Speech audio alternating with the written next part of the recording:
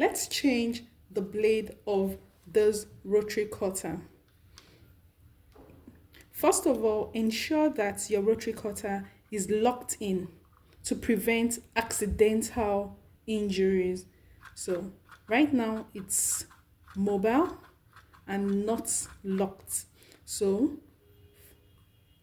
we'll press this red button here to lock the blade in, and that has been done.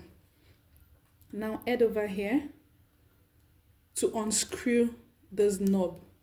However, ensure you place a finger on this part to hold it securely in place, and turn the knob towards you in a counterclockwise direction.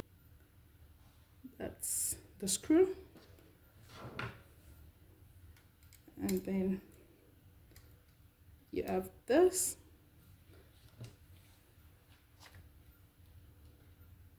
That's it. You have this.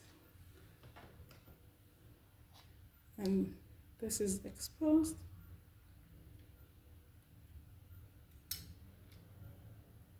Take that out.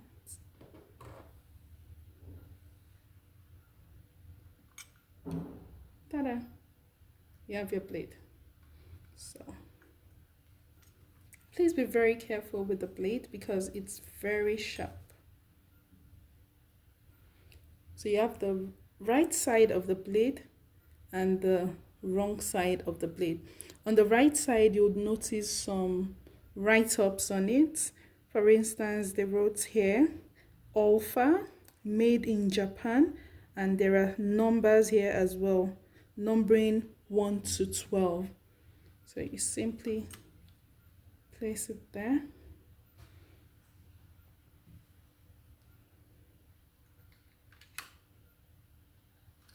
Turn it over